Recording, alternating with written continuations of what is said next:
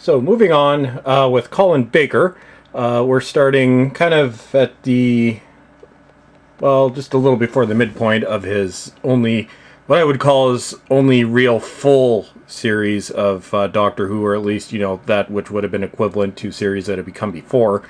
But anyways, so starting here with Mark of the Rani. Now, like as I said in the last video, when they began Colin Baker's first full series, they decided to sort of go in with a bang and bring in all the enemies and, you know, other people and stuff that had been there before.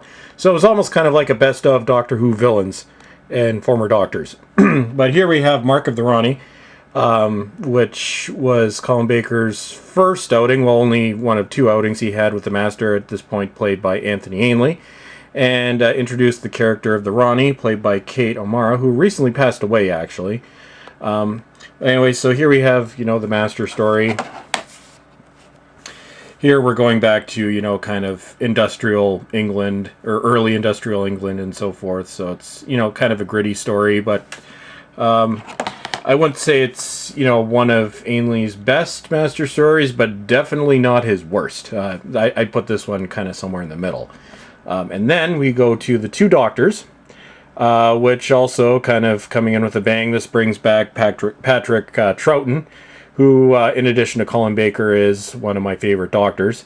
And also brings back Fraser Hines as the character of Jamie.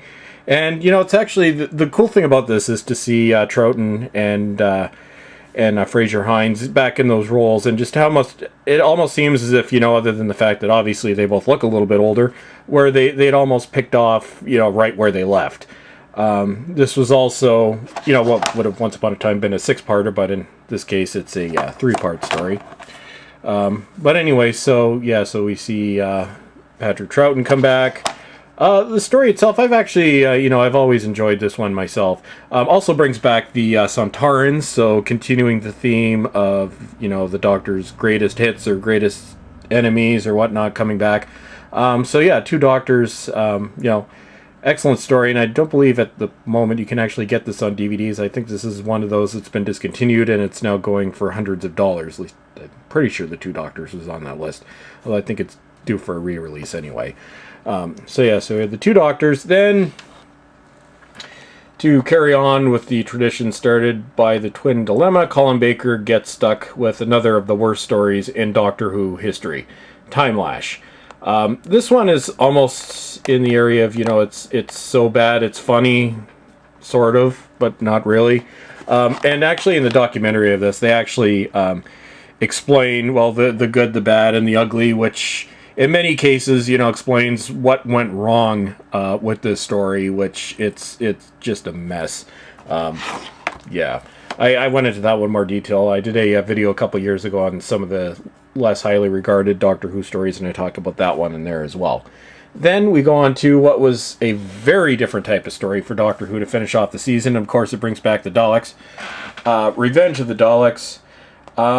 With this one, it's almost like, especially in the early parts, the Doctor almost comes off as a secondary character. There's a whole sub-story going on in this one, which I think is really cool, not something that they did often in Doctor Who. And I think this really was an indication of where they would have gone with Colin Baker's Doctor, but unfortunately, after this, at least for a brief period, Doctor Who's time on our screens was cut short for about, I guess it was a year and a half, 2 years, after Michael Gray thought that, you know, he was controller BBC1, and thought that the show really hadn't been what it was before, and in some ways it wasn't, although that, like I've said, that does not go down to Colin Baker. That really goes down to really the production and decisions that were made behind the scenes, and just some of the stories that they had decided to go with. And the Twin Dilemma, because it started almost a year before the rest of Colin Baker's stories, just